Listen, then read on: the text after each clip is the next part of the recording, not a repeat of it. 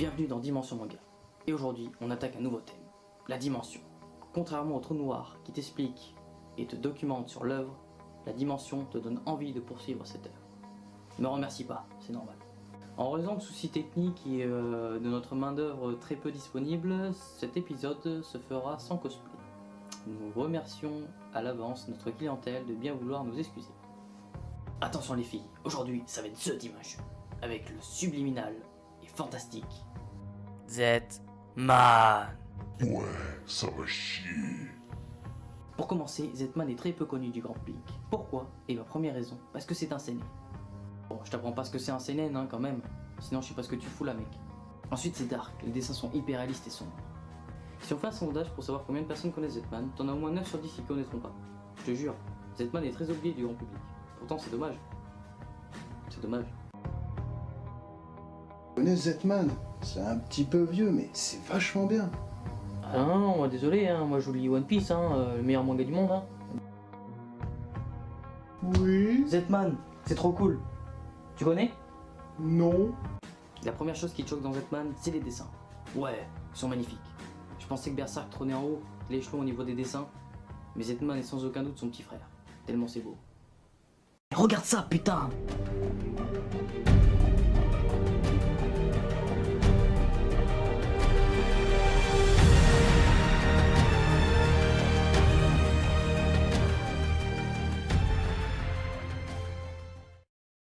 Énorme.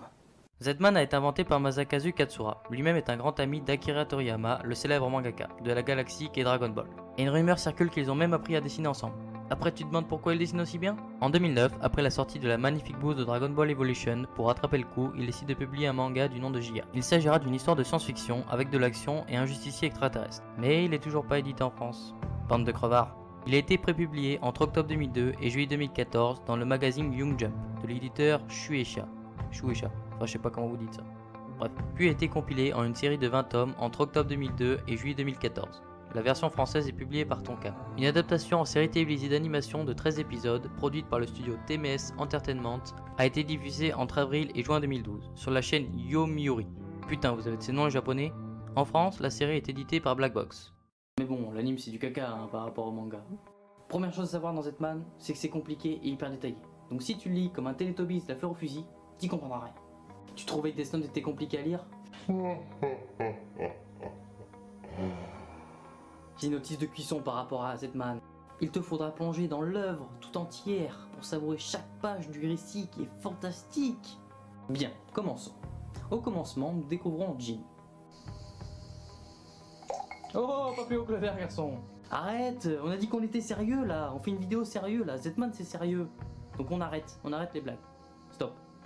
Donc, je disais, au commencement, nous découvrons Jin avec son grand-père SDF. Restaurant du cœur, nous sommes là pour vous aider. Appelez-nous. Donnez-nous aussi votre argent, s'il vous plaît. Nous sommes pauvres, mais nous aidons les pauvres. Non, non, non et non. On arrête. On a dit on arrêtait les vagues pourries là. On tourne Z-Man là. C'est un putain de manga et on ridiculise. Fais chier, putain, vas-y, je me casse. Puis un soir, ils se font attaquer par une sorte de monstre qui arrache le bras du grand-père. Tu croyais que le dicton pas de bras, pas de chocolat, tu l'avais vu la première fois dans Intouchable? Eh ben non, regarde ça. Victorious. Et par un mystère, le grand-père arrive à retarder la créature qui se désintègre elle-même. Mais il ne survit pas à ses blessures et meurt sous les yeux de Jin. Pendant ce temps, une puissante société recherche un dénommé Kenzaki, qui semblerait avoir caché le Z, et découvre que grand-père était ce Kenzaki, et qu'il semblerait que Jin soit ce Z. Mystère. On retrouve Jin quelques années plus tard, qui sillonne les rues pour se faire des adversaires et pour se faire du fric.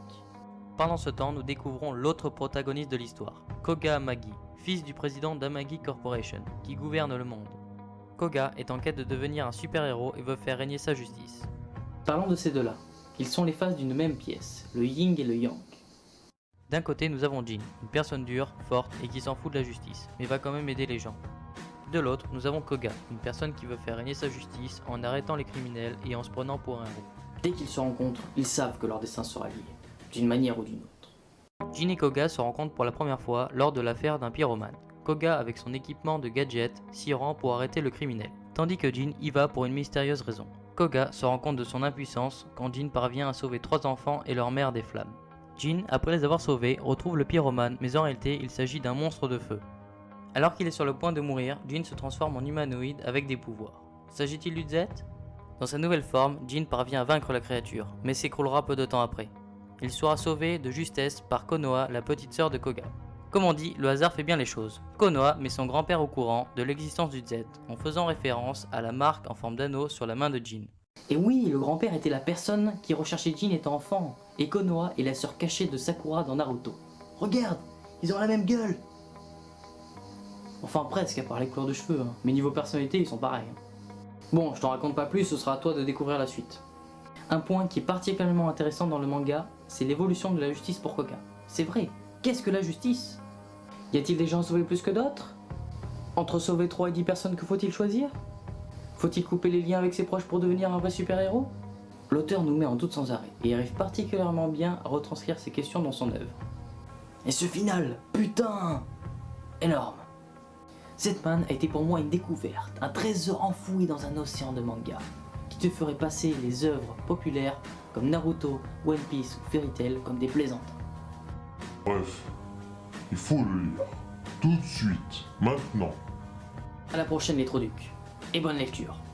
Dans le prochain épisode, la Voie lactée. La Voie lactée 0. Ça donnera un petit indice. Dégage.